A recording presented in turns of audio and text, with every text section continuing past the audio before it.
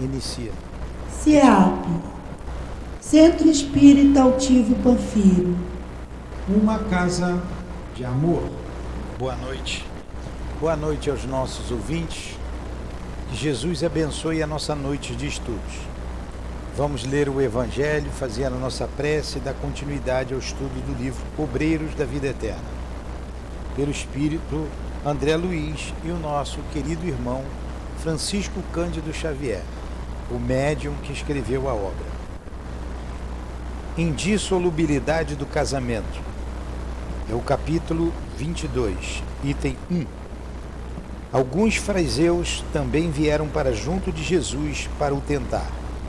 E lhe disseram: é lícito a um homem repudiar sua mulher por qualquer motivo? E ele lhes respondeu: não lestes que aquele que criou o homem desde o início os fez macho e fêmea? E que lhes disse: por esta razão o homem deixará seu pai e sua mãe e se ligará à sua mulher, e serão os dois uma só carne? Assim eles não serão mais dois, mas uma só carne. Que o homem, portanto, não separe o que Deus juntou. Mestre Jesus, nos reunimos em teu nome para estudarmos a doutrina espírita. Pedimos a tua permissão para invocarmos o nosso irmão Francisco Cândido Xavier, o querido Chico, o nosso irmão André Luiz, para nos inspirar na obra que eles escreveram e que iremos estudar esta noite. Em nome desses irmãos queridos, em nome da direção espiritual do CEAP, do Altivo, com a coluna de espíritos que nos sustentam em nossa casa de amor, em nome do amor, do nosso amor Lourdinha, iniciamos, acima de tudo, em nome de Deus, nosso Pai, e de Jesus de Nazaré, o nosso Mestre, os estudos da noite de hoje. Que assim seja.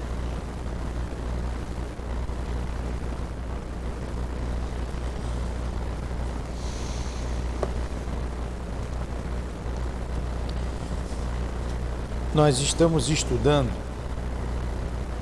as considerações sobre a reencarnação em regiões inferiores do mundo espiritual. Claro que é do mundo espiritual, né? Nessas regiões. E o irmão Gotuso trabalha ali. E depois dele contar a história dele, né, que ele ainda guardava uma mágoa depois de 10 anos de desencarnado, não conseguiu diluir a mágoa que ele sentia pelo primo que desposou a sua esposa, ou ex-esposa, e pelos transtornos que esse primo veio causar à vida da sua amada que ficou na terra, esposa, né? E ele guardou uma mágoa e ainda não tinha conseguido diluir. Ele falou também do que ele encontrou no mundo espiritual, a dor que ele passou, pela crença dele.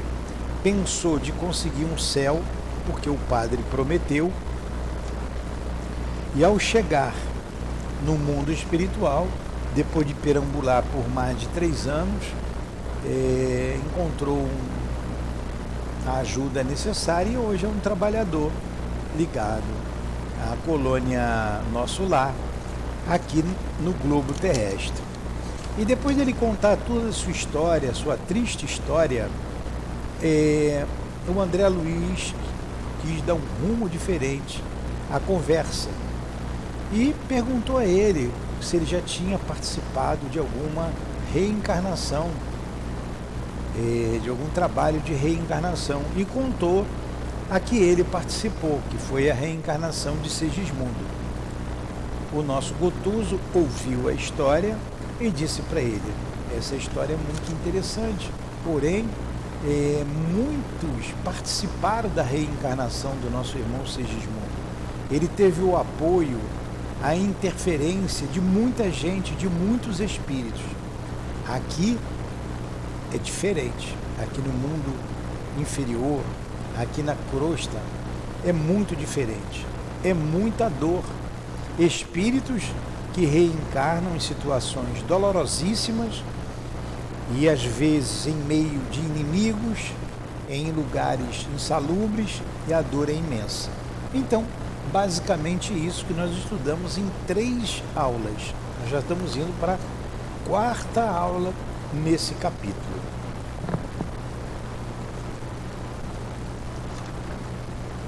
Aí ele continua, interrompeu as considerações, fez curta pausa para acrescentar em seguida. Ele vai continuar falando da reencarnação nesses lugares. Repare que a diversidade entre as suas informações e as minhas é efetivamente considerável. Quer dizer, por que essa diversidade? Por que essa diferença? Porque a reencarnação que o nosso irmão falou foi uma, que o André Luiz contou para ele, e ele ali tem uma outra realidade completamente diferente, muito mais dolorosa.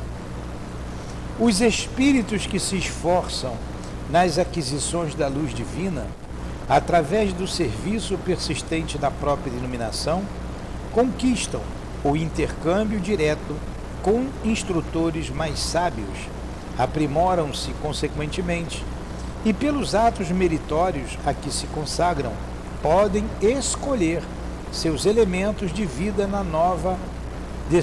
vida nova na crosta terrestre, como o trabalhador digno que, pelos créditos morais conquistados, pode exigir as próprias ferramentas destinadas ao seu trabalho.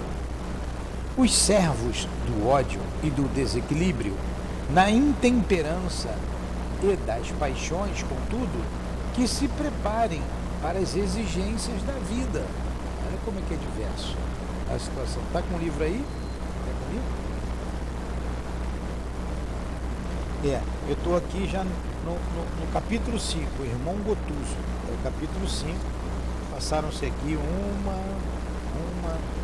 2, 3 páginas, 4 páginas.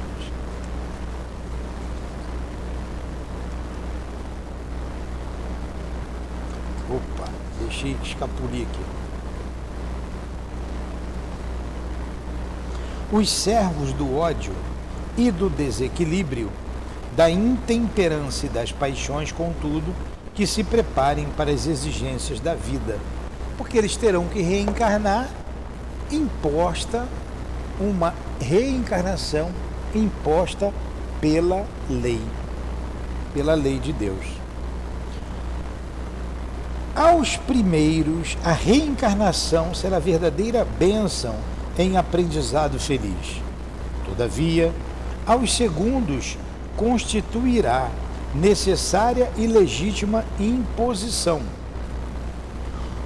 do destino criado por eles mesmos, com o menosprezo a que votaram as dádivas de nosso Pai, no espaço e no tempo. Escutando-lhe as observações, sob inexcedível impressão de alegria e encantamento, não pude sopitar a conclusão que me saiu otimista e espontânea da boca. Gotuso, mas é você experiente desse modo quanto aos problemas do resgate espiritual, quem guarda a mágoa do lar que se foi? Aí, ó, André Luiz fez uma pergunta porque ele ficou espantado. Você conhece isso tudo? Você prepara as reencarnações, ajuda? E é você mesmo que ainda guarda a mágoa do lar? Como pode encarcerar-se no desalento a deter tamanha possibilidade de libertação? O companheiro fixou em mim os olhos inteligentes e lúcidos, como a dizer em silêncio que sabia de tudo isso. Esforçou-se por parecer jovial e respondeu: não se preocupe. Em vista das extremas dificuldades para dominar-me, estudo atualmente a probabilidade de reincorporação no ambiente doméstico, enfrentando a situação difícil com a devida bênção do esquecimento provisório na carne, a fim de reconstruir o amor em bases mais sólidas junto àqueles que não têm compreendido tanto quanto deveria. Olha o que ele falou, ele vai reencarnar ali na família.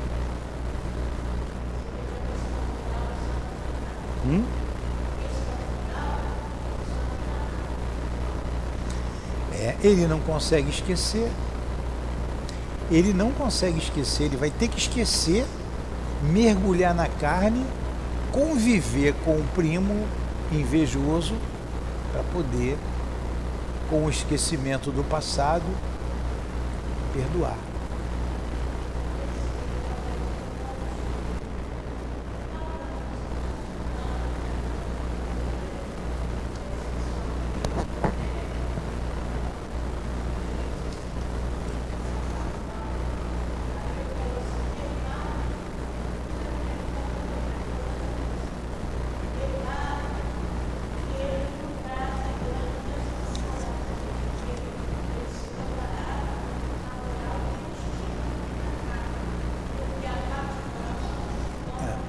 Então vamos lá, é isso mesmo. Vou ler de novo. O companheiro fixou em mim os olhos inteligentes e lúcidos, como a dizer em silêncio que sabia de tudo isso. Esforçou-se para parecer jovial e respondeu: não se preocupe. Em vista das extremas dificuldades para dominar-me, olha só, em vista das grandes dificuldades para dominar-me, ele se dominar, ele reconhecia. Estudo atualmente a probabilidade de reincorporação. Reincorporação é nascer de novo, reencarnar, no ambiente doméstico, enfrentando a situação difícil com a devida bênção do esquecimento provisório na carne, a fim de reconstruir o amor em bases mais sólidas junto àqueles que não têm compreendido tanto quanto deveria. Nesse instante, certa enfermeira assomou à porta de entrada pedindo licença para interromper-nos e notificou que a turma de sentinelas em tratamento mental esperava no salão contíguo. Esclareceu Gotuso que seguiria imediatamente. Novamente a sós, explicou-me sorrindo. Na esfera carnal, na qualidade de médicos, nossas obrigações resumiam-se ao exame detido das enfermidades, com indicação clínica ou intervenção cirúrgica, e ao fornecimento de diagnósticos técnicos que outros colegas confirmavam, quase sempre por espírito de solidariedade dentro da classe. Mas aqui a paisagem modifica-se. Cabe-me usar a língua como estilete criador da vida nova. A casa está repleta de cooperadores que trabalham servindo-lhe ao programa de socorro e se submetem aos nossos cuidados de orientação médica simultaneamente. Não basta, porém, que eu lhes diga o que sofrem, como fazia antigamente. Devo funcionar, acima de tudo, como professor de higiene mental, auxiliando-os na germinação e desenvolvimento de ideias reformadoras e construtivas, que lhes eleve o padrão de vida íntima. Distribuímos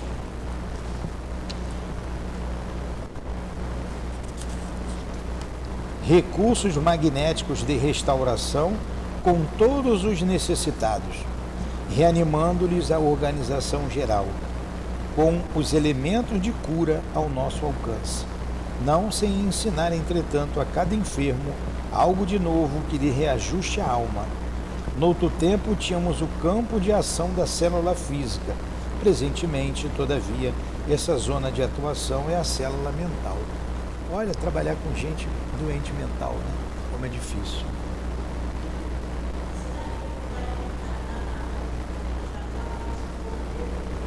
Ele está dizendo que provavelmente, né? Ele não disse que ia reencarnar, ele está estudando a possibilidade de reencarnar ali. Provavelmente é isso que ele quis dizer, vim como filho do casal. Mas ele não disse que vai fazer isso, ele está estudando a possibilidade. porque ele não consegue esquecer ou diluir a mágoa.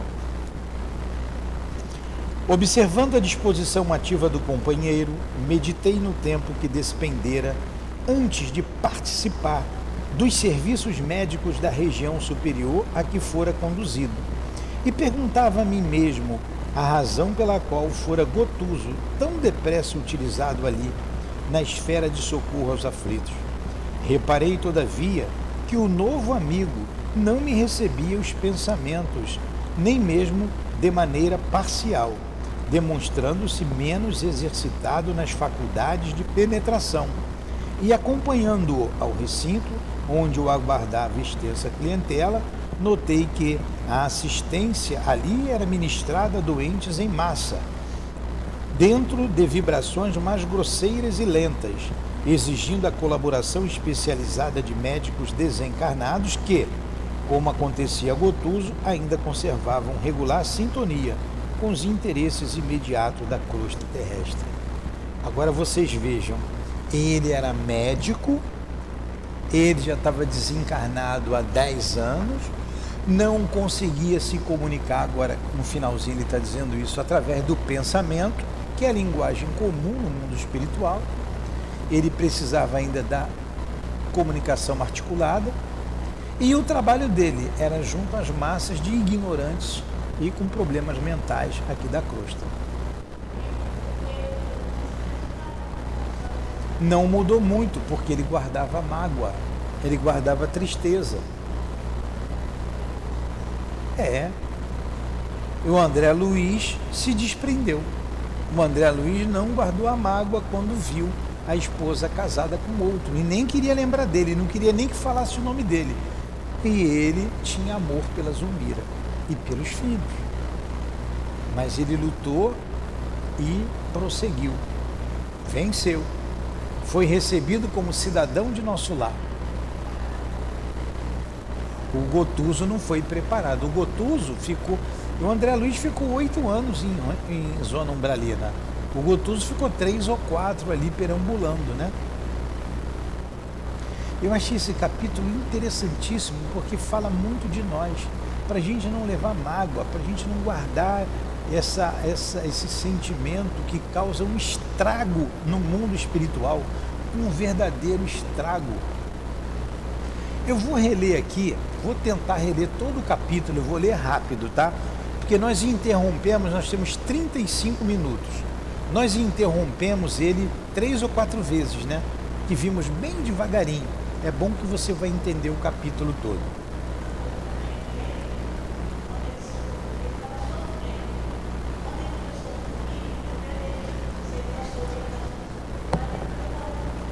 Exatamente. Então, semana que vem a gente vai pegar o capítulo 6, dentro da noite. Vamos rever isso. Capítulo 5, eu vou ler direto, tá? Não vou explicar nada. Vamos ver se eu consigo ler essas 1, 2, 3, 4, 5, 6 páginas em meia hora que nós temos ainda.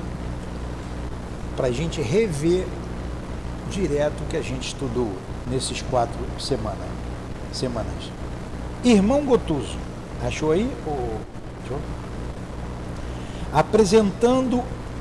Apresentado ao irmão Gotuso, espontânea satisfação felicitou-me o espírito. Imediatamente reconheci que vigorosos laços de simpatia nos arrastavam um para o outro. Nele, as afinidades com os serviços da esfera carnal eram ainda sobremaneira fortes. A conversação, gestos e pareceres denunciavam-lhe a condição. Impregnado de intensas lembranças da vida física, a que se sentia imantado por incoercível atração, não subira, por enquanto, aos nossos círculos de trabalho mais elevado, contando apenas alguns poucos anos de consciência desperta após acordar na existência real. De início, ofereceu-me elementos para sumariar-lhe a posição. Desencarnara antes de mim, peregrinara muito tempo através de sendas purgatoriais, e embora houvesse demorado vários anos semi-inconsciente entre sombras e luzes, apresentava-se em dia com todos os conhecimentos de medicina propriamente humanos.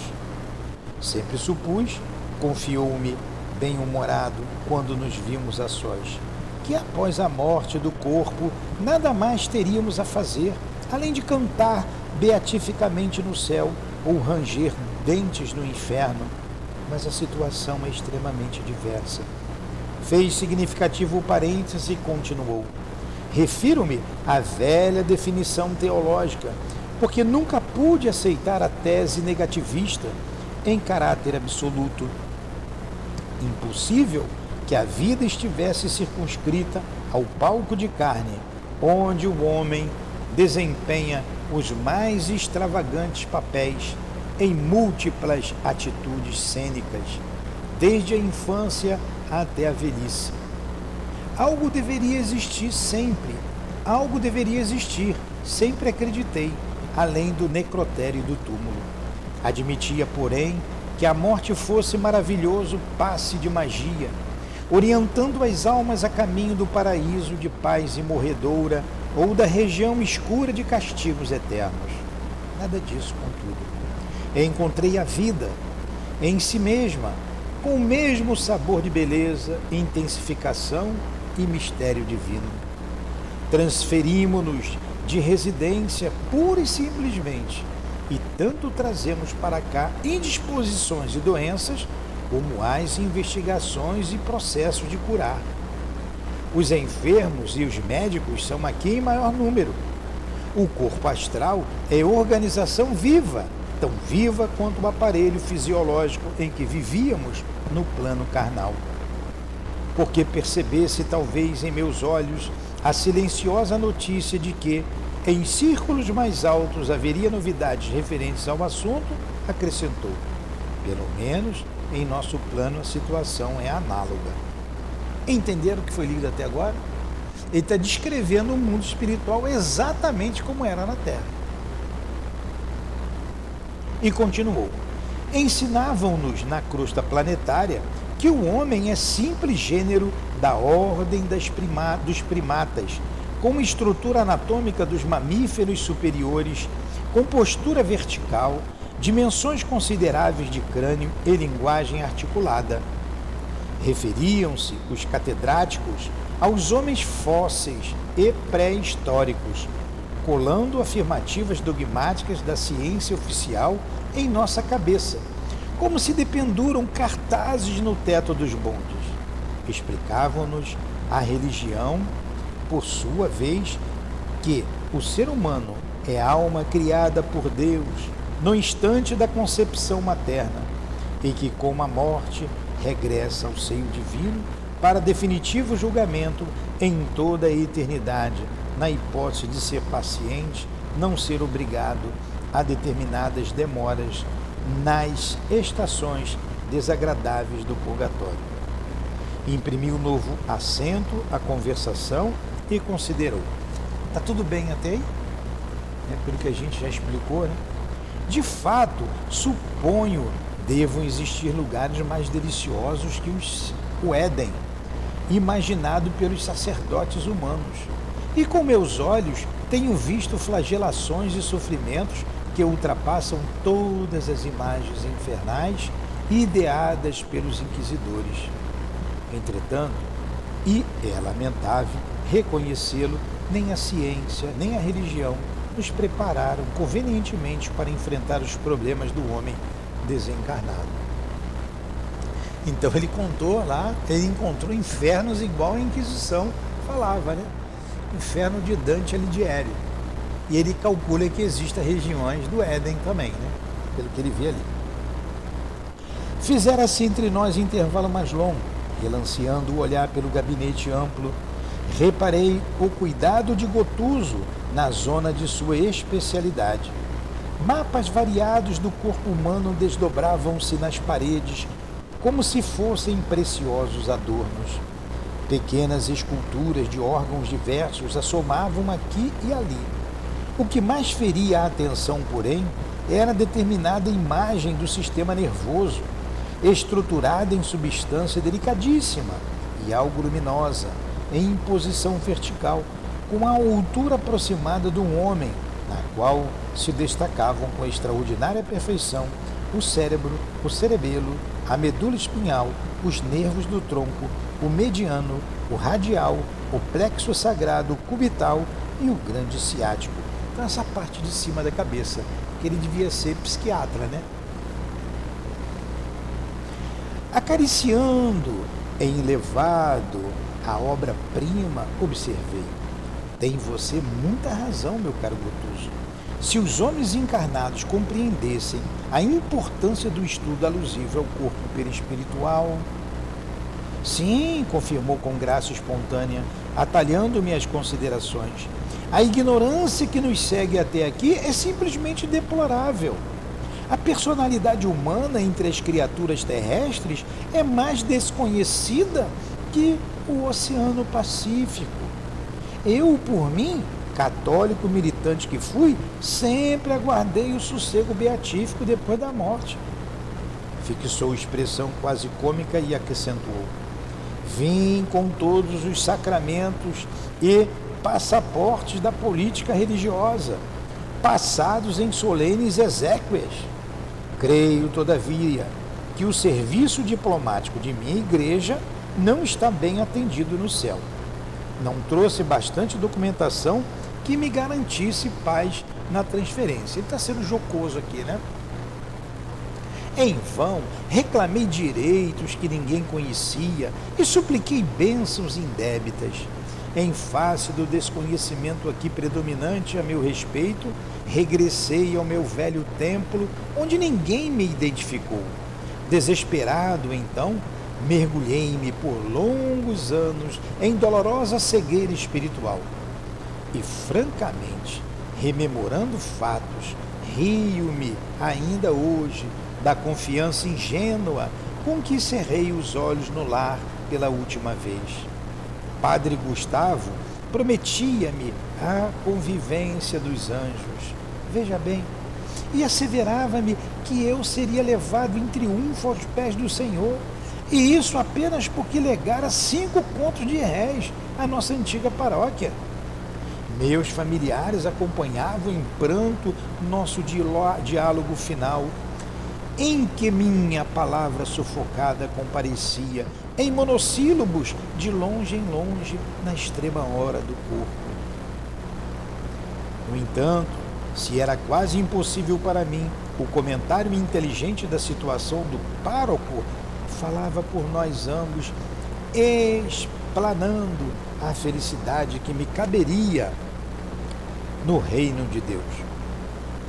Médico de curta jornada, mas de intensa observação, a moléstia não me enganou, mas inexperiente nos assuntos da alma, confundiram-me plenamente as promessas religiosas. Penetrando o portão do sepulcro e não me sentindo na corte dos santos, voltei, copiando perigosas atitudes dos sonâmbulos para interpelar o sacerdote que me encomendara o cadáver às estações celestes. Incompreendido e cego, peregrinei por muito tempo entre a aflição e a demência nas criações mentais enganadoras que trouxera do mundo físico. Certamente, porém, observei, em face da parada mais longa que fizera, e se fizera, não lhe faltaram bons amigos. De fato, concordou. Entretanto, gastei anos para tornar ao equilíbrio indispensável, condição única em que podemos compreender-lhes o auxílio e recebê-lo.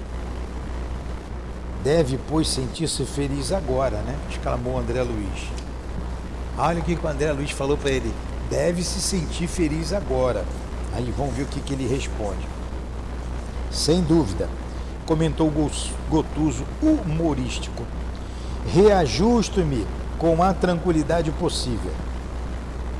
A maior surpresa para mim, presentemente, é a paisagem de serviço que a vida espiritual nos descortina. Tenho hoje profundíssima compaixão de todos os homens e mulheres encarnados que desejam insistentemente a morte física e procuram-na através de vários modos, utilizando recursos indiretos e imperceptíveis aos demais, quando lhes faltam disposição para o ato espetacular do suicídio. Então ele está dizendo que pessoas tentam se furtar da vida, né? Quando não tem coragem de suicídio, devagarinho vai se matando. Aguardam-nos atividades e problemas tão complexos de trabalho que mais venturosa lhes seria a existência totalmente desprovida de encanto, com pesadas disciplinas a lhes inibirem as divagações. Então é melhor ficar aqui com as dores do mundo do que voltar para lá ignorante. Recordando a posição laboriosa da dirigente da casa, em virtude das observações ouvidas, considerei: o volume de nossas tarefas assombraria qualquer homem comum e cumpre-nos reconhecer que a necessidade de sacrifício nos serviços desta instituição é enorme. Ainda agora, espantou-me a cota de deveres atribuídos à diretora. Eu estou relendo todo o capítulo, a gente terminou, aí eu estou lendo direto. Inegável, anuiu modificando o tom de voz. A irmã Zenóbia, devotada orientadora de sublime coração e pulso forte, nos oferece invariavelmente magníficas demonstrações de renúncia. E tão grande é o serviço neste asilo, consagrado a socorros diversos, que a chefia se reveza em períodos anuais. Neste ano, a administração compete a ela. No vindouro teremos as diretrizes do irmão Galba. Cada administrador recebe descanso de um ano? Indaguei admirado. Sim, aproveitando seu período de repouso, em férias mais altas, ao contato de experiências e estudos que enriqueçam o espírito do missionário e beneficiem as obras gerais da instituição, com vistas ao futuro. Estou informado de que Zenóbia e Galba dirigem esta casa há precisamente 20 anos consecutivos, ora um, ora outro. Administradores diversos, no entanto, têm passado por aqui, demandando outros rumos no plano de elevação. De quando em quando voltam a visitar-nos, ministrando com sagrados incentivos à comunidade de trabalhadores do bem. E você? Interroguei, talvez indiscreto. Onde passa os recreios e entretenimentos? Estão entendendo bem? Está entendendo você que veio hoje? Tá, né? De conformidade com os estatutos que nos regem, possuo também minhas horas de repouso. Todavia, e a sua voz tocou-se de velada tristeza, ainda não posso fruí-las em esfera mais alta. Desfruto-as nos campos da crosta, respirando o ar puro e tonificante dos pomares e jardins silvestres. O oxigênio por lá é mais leve que o absorvido por nós nestes circos abafados de transição, onde há que lidar com os resíduos do pensamento humano. As árvores e as águas, as flores e os frutos da natureza terrestre, indenes das emanações emprestadas de multidões ignorantes e caprichosas, permanecem repletos de substâncias divinas para quantos de nós que começam a viver efetivamente em espírito. As cidades humanas são imensos e benditos cadinhos de purificação das almas encarnadas, onde se forja o progresso real da humanidade. Mas o campo simples e acolhedor é sempre a estação direta das bênçãos de Deus, garantindo as bases da manutenção coletiva. Não é estranhável, portanto, que aí recolhamos grandes colheitas de energia de paz restauradora. Conhecia de sobra a propriedade de seus argumentos, rememorando experiências anteriores que me diziam respeito. Contudo, objetei com sinceridade: lastimo, porém, que você ainda não tenha podido visitar regiões mais elevadas. Descobriria continentes de radiosas surpresas revigorando com eficiência o estímulo e a esperança. Está entendendo? O André Luiz falou, poxa, mas tem regiões muito superiores, lastimo você não ir para lá. Agora que ele vai dizer por que ele não pode sair, como faz lá a irmã Zenóbia e o Galba. Prometeram-me para breve semelhante júbilo, acentuou resignadamente. Ouça, meu amigo, perguntei com afetuoso interesse, qual a razão do adiamento? Poderia, por minha vez, interpor minha influência humilde no assunto? O André Luiz falou assim, posso te ajudar? O companheiro, que se caracterizava por sadio otimismo, desde a primeira palavra, deixou transparecer inquietante emoção. Fisionomia transtornada, seus olhos móveis e brilhantes nevoaram-se de pranto, dificilmente contido, e fixando-os talvez no quadro interior das próprias reminiscências, Gotuso explicou-se com inflexão de amargura. Trago ainda a mente e o coração presos no ninho doméstico, que perdi com o corpo carnal. Readaptei-me ao trabalho e por isso venho sendo aproveitado de algum modo em atividades úteis. Entretanto, ainda não me habituei com a morte e sofro naturalmente os resultados dessa desarmonia. Encontro-me num curso adiantado de preparação interior, no qual progrido lentamente. Esforçando-se por assumir diante de mim atitude tranquilizadora, prosseguiu depois de ligeira pausa. Retomando-me a mim mesmo, após longos anos de semi-inconsciência, voltaram-me a reflexão, o juízo, o equilíbrio. Oh, meu amigo, que saudades torturantes da minha casa feliz. Marília e os 2 filhos, então rapazes, de curso ginasial, eram os únicos habitantes de meu pequeno paraíso doméstico. A medicina, exercida desde cedo entre clientes abastada, conferira-me extensos recursos financeiros. Vivíamos plenamente despreocupados entre as paredes acolhedoras e quentes do nosso ninho. Nenhum dissabor, nem a mais leve nuvem. Surgiu-nos a primeira dor com a positivação da pneumonia que me separou da esfera física. A primeira nota de sofrimento, mobilizamos o dinheiro e as relações afetivas inutilmente. Todas as circunstâncias favoráveis de ordem material quebraram-se, frágeis perante a morte. Marília, porém, prometeu-me fidelidade constante até o fim, selando o juramento com as amargurosas e inesquecíveis lágrimas. Aproximava-me dos 50 anos, enquanto a querida esposa não ultrapassava os 36. Doía-me na alma deixá-la quase só no mundo, sem o braço do companheiro. Todavia, confiando nas promessas religiosas, acreditei que pudesse velar por ela e pelos filhos da região celestial. A realidade, porém, foi muito diversa, e depois das lutas purgatoriais, voltando ansioso à casa, não encontrei rastro dos entes amados que aí deixara. Enquanto perseverava em doloroso sonambulismo, buscando socorro junto à religião, nunca pude voltar ao campo da família. Portanto, antes do tentame, fui arrebatado em violento e escuro torvelinho, que me situou em terrível paisagem de trevas e sofrimentos indescritíveis. No primeiro instante de libertação, todavia, fui surdo a toda espécie de ponderação. Olha aí, Conceição, o que você falou.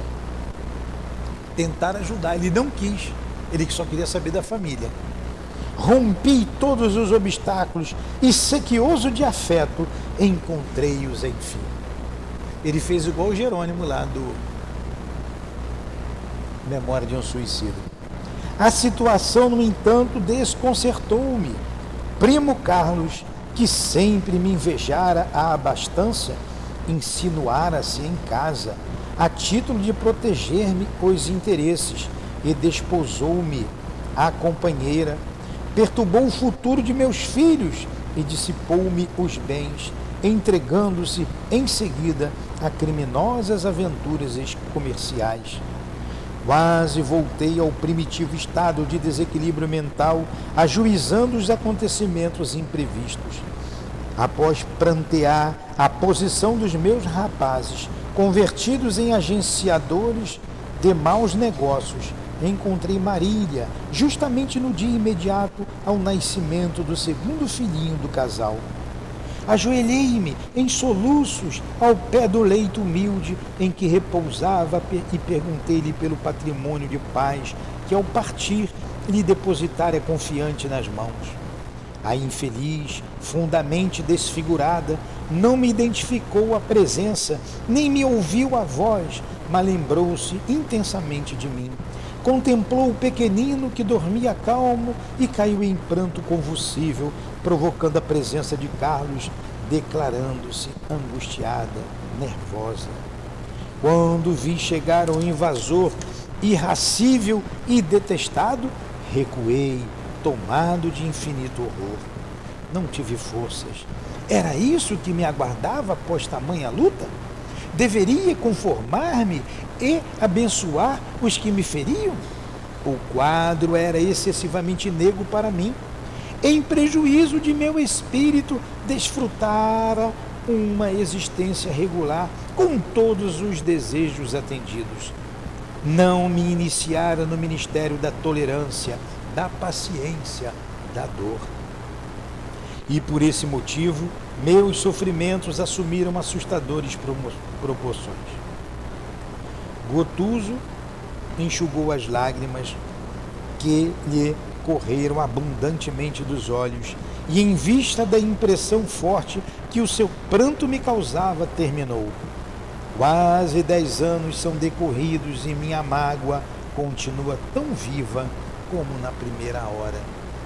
Que dor, hein? Que dor desse espírito, meu Deus. Deixando-o entregue ao desafio, deixando-o entregue ao desabafo, alguns minutos pesados rolaram entre nós. Gotuso, escuta-me, disse-lhe por fim. Não guarde semelhante algemas de sombra no coração. Em seguida, descrevi-lhe sumariamente meu caso pessoal. Ouviu-me atento, confortado. Finalizando, considerei: por que razão condenar a companheira de luta? E se fôssemos nós os viúvos? Quem poderia afiançar que não teríamos sido pais novamente? Não se prenda por mais tempo. O velho egoísmo humano é criador de cárceres tenebrosos. Percebeu minha sinceridade e calou-se humilde. E porque o ambiente se fizera menos agradável em face da exposição dos íntimos aborrecimentos dele, perguntei para modificar-lhe o impulso mental. Circunscreve-se o trabalho à assistência aos enfermos no setor de tarefa que lhes são atribuídas? Ele respondeu: tem outros campos de atividade, informou. Fitando-me algo modificado na expressão fisionômica, interrogou: já cooperou em tarefas reencarnacionistas? Então foi o Gotuso que perguntou para o André Luiz. Aí o André Luiz responde, né? Recordei a experiência que acompanhara de perto em outra ocasião. Foi lá em Missionários da Luz, a reencarnação de Sigismundo. E narrei o que sabia. Olhando-me significativamente, tornou: sim, você conhece um caso de reencarnação de natureza superior, um caso em que o interessado se fizera credor da gentileza de vários amigos que o auxiliaram desveladamente. Aqui, todavia, acompanhamos situações dolorosas através de incidentes desagradabilíssimos para a sensibilidade. São trabalhos reencarnacionistas de ordem inferior, mais difíceis e complexos. Não calcula o que sejam. Há verdadeira mobilização de inúmeros benfeitores sábios e piedosos dos planos mais altos que nos traçam as necessárias diretrizes. Por vezes surgem problemas torturantes no esforço de aproximação e ligação dos interessados num ambiente em que serão recebidos de tal modo deploráveis que muito angustiosas para nós se fazem as situações, sendo imprescindível o concurso de elevado número de obreiros. Segue-se a reencarnação expiatória de inenarráveis padecimentos pelas vibrações contundentes do ódio e das humilhações punitivas. Na esfera venturosa em que você habita, há institutos para considerar as sugestões da escolha pessoal. O livre-arbítrio, garantidor de créditos naturais, pode solicitar modificações e apresentar exigências justas, mas aqui as condições são diferentes. Está vendo como é que a reencarnação não é aquela receitinha de bolo do Segismundo? As almas grosseiras e endividadas não podem ser atendidas em suas preferências acerca do próprio futuro, em virtude da ignorância deliberada em que se comprazem indefinidamente, e de acordo com aqueles que as tutelam na região superior, são compelidas a aceitar os roteiros estabelecidos pelas autoridades competentes para os seus casos individuais.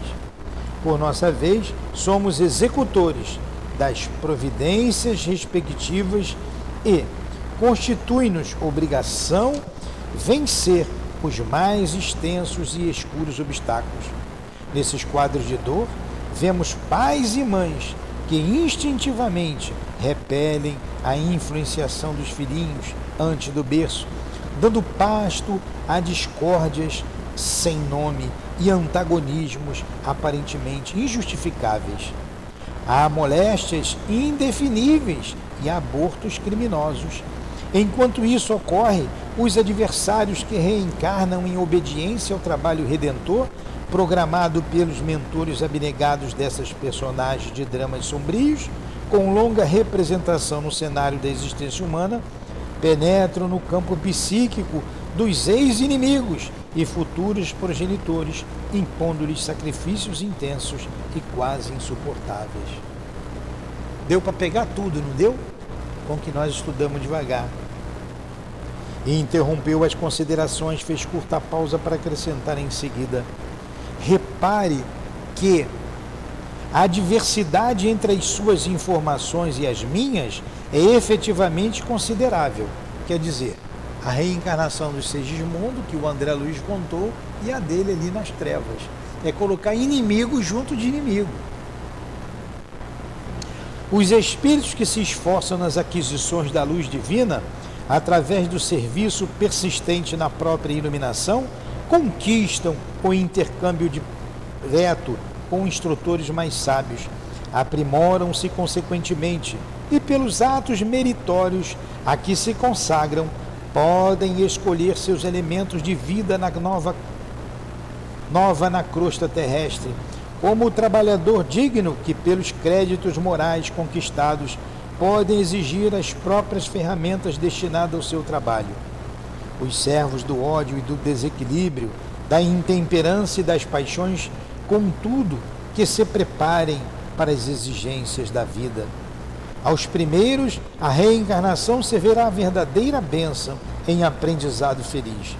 Todavia, aos segundos, constituirá necessária e legítima imposição do destino criado por eles mesmos, com o menosprezo a que votaram as dádivas do nosso Pai no espaço e no tempo.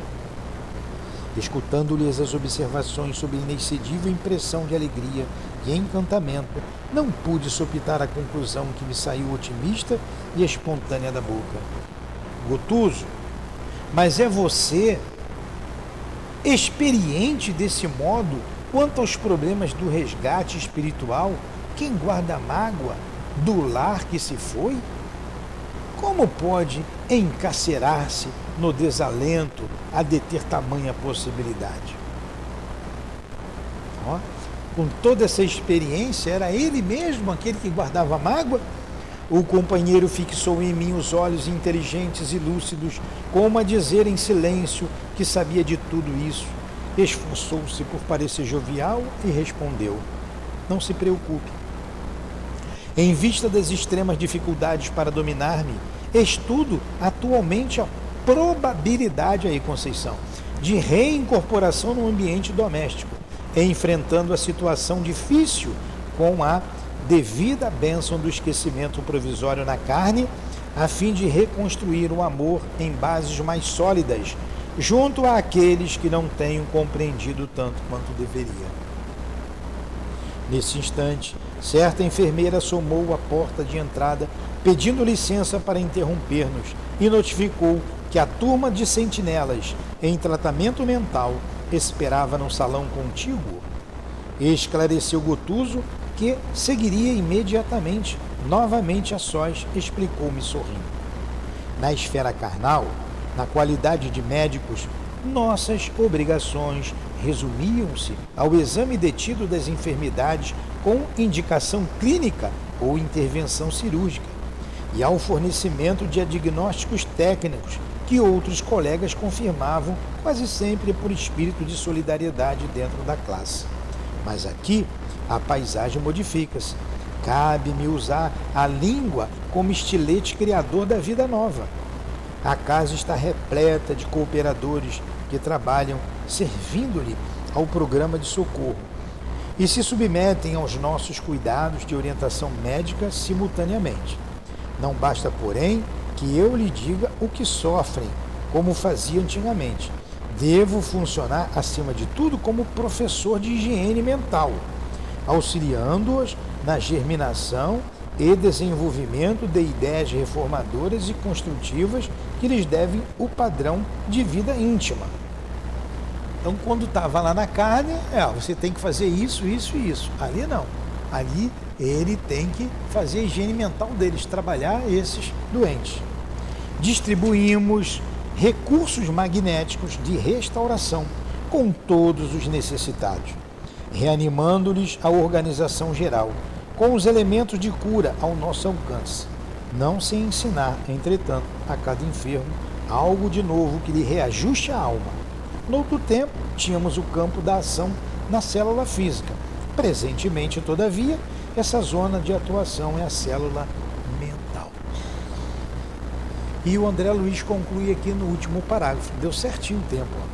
Observando a disposição ativa do companheiro, meditei no tempo que despendera antes de participar dos serviços médicos da região superior a que fora conduzido e perguntava a mim mesmo a razão pela qual fora Gotuso tão depressa utilizado ali na esfera de socorro nos aflitos. Reparei, todavia, que o novo amigo não me recebia os pensamentos, nem mesmo de maneira parcial, demonstrando-se menos exercitado nas faculdades de penetração e acompanhando-o ao recinto, onde o aguardava extensa clientela, notei que a assistência ali era ministrada a doentes em massa, dentro de vibrações mais grosseiras e lentas, exigindo a colaboração especializada de médicos desencarnados, que, como acontecia a Gotuso, ainda conservavam regular sintonia com os interesses imediatos da crosta terrestre. O que nós fizemos aqui? Vocês que escutaram aqui, eu ler o texto todo. Nós estudamos esse capítulo 5, o irmão Gotuso, em 5 aulas, 4 ou 5 aulas. Esmiuçamos. E como faltavam meia hora ainda, e eu ia começar, para não começar o outro capítulo, nós resolvemos ler do início ao fim, para pegar o entendimento como um todo, o que facilitou a todos nós que estamos aqui todas as semanas estudando. Provavelmente para vocês que chegaram depois, fica um pouco cansativo. E vocês, como é que ele está lendo tanto hoje? Não parou nem para explicar nada. Então, basicamente, são 7 horas em ponto. Basicamente, que nós estudamos nesse capítulo. Gotuso era médico na Terra. Desencarnou perto dos 50 anos. Deixou a esposa com 36 anos e 2 filhos. amealhou uma pequena fortuna que dava para a família viver bem. Como católico, pensou de encontrar o reino dos céus, porque o padre prometeu por uma pequena quantia que ele deixou para a paróquia. E se desiludiu quando encontrou a realidade. Então ele fala da vida que encontrou, que não é muito diferente da vida na Terra. E como ele não encontrou o céu, ele se perdeu. Ele se perdeu num turbilhão de perturbações. E quando conseguiu sair dessas perturbações, a primeira coisa que ele queria ver era a família. E não quis ouvir os conselhos daqueles que estavam ajudando. Muita gente tentou ajudar ele, ele não quis ver, ele quis ver a família.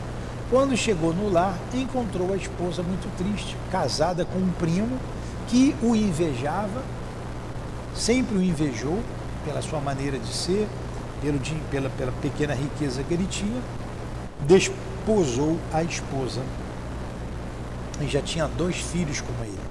Quando ele se aproxima da esposa, vê ela melancólica, triste, ela não o viu, mas lembrou dele. E ele, quando ela chorava, choramingava, o marido entrou e, impertinente, porque ele parecia que não a amava tanto assim, né? Já tinha gasto os bens todos, dilapidado os bens, e vivia a vida dele material, e ele ficou muito magoado por isso. E ele continuou trabalhando aqui na crosta, e a mágoa nunca saiu do coração dele. Aí ele contou toda a história dele, e depois ele falou com o André Luiz se o André Luiz conhecia algum trabalho de reencarnação. E o André contou lá a reencarnação que ele viu do Segismundo, que está lá em Missionários da Luz. E o Gotuso então falou assim: olha, aqui é diferente. Lá ele teve muito apoio, aqui não. Aqui é da região inferior, são muitos inimigos, reencarnações dolorosíssimas, e contou com os casos de reencarnação aqui na crosta que ele participava. E ele termina dizendo que esse médico, ele falava, ele não pegava nem a linguagem do pensamento, nem o pensamento ele pegava do André Luiz, o que é uma linguagem comum no mundo espiritual. O pensamento era a linguagem articulada. E quando ele é chamado para atender alguns doentes da crosta, estava lá em massa um monte de espíritos que precisavam de tratamento. E ele conclui dizendo que na Terra ele dava um remédio e dizia que o cliente tinha que fazer. Ali ele tinha que ajudar mentalmente aquelas pessoas. Essa foi a história resumidamente. Não dá para perguntar nada, não dá para falar nada. Vamos rezar e vamos fechar o caixão. Quem beijou, beijou. Quem não beijou, não beija mais, Conceição. Terminou por causa da nossa hora. Então que Jesus nos abençoe. Agradecemos muito ao nosso irmão André Luiz. Agradecemos muito ao nosso Chico pela história que nos serve de aprendizado para as nossas vidas, para não guardarmos mágoas, nem ódios, nem malquerença alguma quanto ao nosso próximo. A necessidade de amarmos uns aos outros, como nos recomendou Jesus, como Ele nos amou. Ajuda-nos a conquistar esta virtude máxima que é o amor, Senhor. E a nossa casa de amor tem nos oferecido imensos recursos para desenvolver esse sentimento que já existe em nós. Afasta-nos do mal, Senhor. Afasta-nos das mágoas. Afasta-nos, enfim, dessas dores que podemos levar para além do túmulo. Abençoe a nossa casa, que ela continue divulgando a doutrina espírita, sempre em Teu nome, Jesus, sempre em nome de Kardec. Que seja então em nome do nosso irmão altivo e da direção espiritual da nossa casa de amor, em nome de Leon Denis, de Allan Kardec, do nosso irmão André Luiz, do Chico, em nome do amor, do nosso amor, Lourdinha, do Teu amor, Jesus, e acima de tudo do amor de Deus, nosso Pai, é que damos por encerrado os estudos da noite de hoje. Que assim seja. Graças a Deus.